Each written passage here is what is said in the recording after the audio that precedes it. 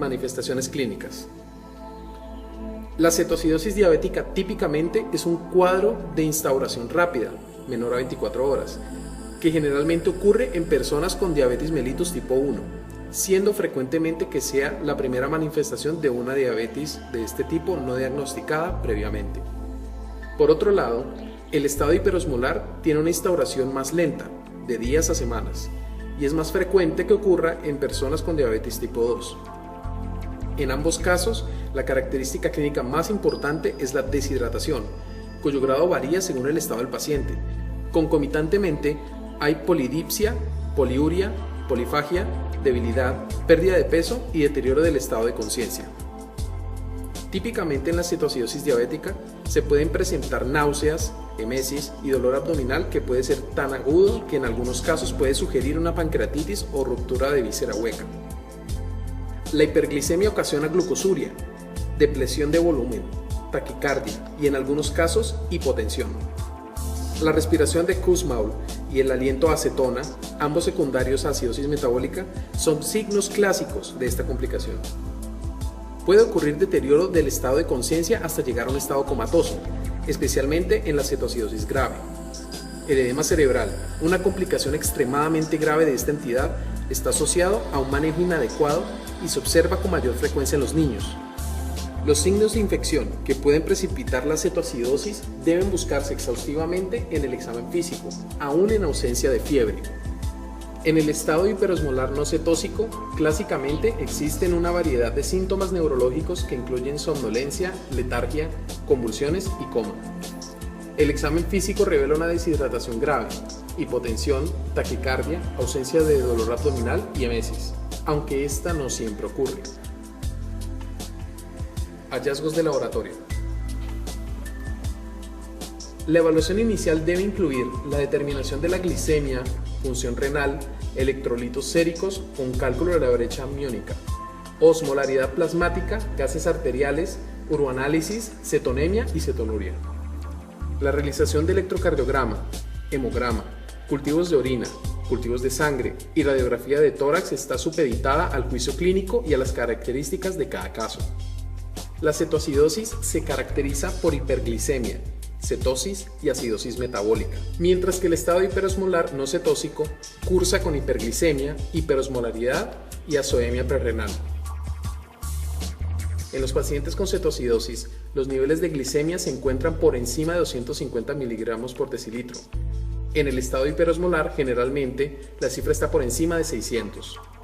La osmolaridad del plasma, determinada por la concentración de glucosa y electrolitos, nos muestra que de estos, el sodio es el que más aporta a la osmolaridad efectiva total.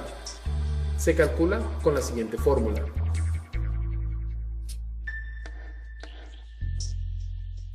En general, se acepta que el estado hiperosmolar cursa con una osmolaridad mayor de 320. Hay que tener en cuenta que la ocurrencia de estupor o coma en un paciente diabético en ausencia de elevación de la osmolaridad demanda la consideración inmediata de otras causas que pudieran estar alterando la conciencia. En los electrolitos, inicialmente el flujo neto de agua desde el espacio intracelular hacia el espacio intravascular a causa de la hiperglicemia conlleva disminución de la concentración de sodio sérico. Sin embargo, a medida que aumentan las pérdidas por diuresis excesiva, la concentración de sodio puede regresar a nivel normal e incluso elevarse discretamente. Infrecuentemente, la concentración de sodio puede estar falsamente disminuida por la coexistencia de hipertrigliceridemia grave. Recuerde que en estados de hiperglicemia el sodio debe ser corregido así.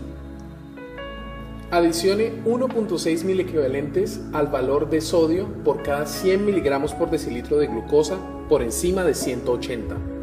Por otro lado, el potasio sérico puede estar elevado debido a su paso desde el espacio intracelular al espacio intravascular como consecuencia de la deficiencia de insulina y la acidemia. No obstante, el potasio también se pierde en cantidades importantes por la orina y aunque el nivel plasmático esté normal o levemente elevado, el potasio corporal total se encuentra disminuido. Los pacientes que al ingreso tienen niveles de potasio sérico normales bajos o bajos tienen una grave depresión de este electrolito y requieren monitoría cardíaca estrecha y reposición más enérgica debido a que el manejo con insulina puede disminuir aún más el potasio. La brecha aniónica se calcula de la siguiente manera. Esta puede ayudar a diferenciar entre la cetoacidosis y el estado hiperosmolar. El valor normal es de 12 milimol por litro. En la cetoacidosis se encuentra por encima de este valor y en el estado hiperosmolar generalmente no suele producirse esta elevación. Existen otras condiciones con brecha aniónica elevada, las cuales deben diferenciarse de la cetoacidosis diabética, como son la acidosis láctica, la ingestión de drogas, es decir, salicitatos y metanol, o falla renal crónica. En la cetoacidosis, el pH arterial se encuentra por debajo de 7.3 y el bicarbonato arterial por debajo de 15 milimol por litro. Estas dos alteraciones diferencian la cetoacidosis y el estado hiperosmolar. En el estado hiperosmolar, la acidosis y la cetonemia están ausentes o son mínimas y la cetonuria moderada, que ocasionalmente se encuentra, puede estar relacionada con estados de inanición. En los cuerpos cetónicos, el beta-hidroxibutirato es el cuerpo cetónico más prevalente y es sintetizado a una velocidad 3 veces mayor que el acetoacetato. Y su medición directa es el método preferido para monitorizar el manejo de la cetoacidosis diabética. Desafortunadamente, el método más disponible y utilizado, el nitroprusiato, solo mide el acetoacetato y acetona. Esto, sumado a que durante el tratamiento de la cetoacidosis el beta-hidroxibutirato es convertido a acetoacetato, hace que el seguimiento de la respuesta a la terapia no deba hacerse con medición de cetonemia, sino de pH. Cabe recordar además que la hiperglicemia se resuelve primero que la cetonemia. La mayoría de pacientes con estas complicaciones presentan leucocitosis, proporcional a la concentración de cuerpos cetónicos en sangre. La hiperamilasemia puede sugerir el diagnóstico de pancreatitis, especialmente cuando se acompaña de dolor abdominal.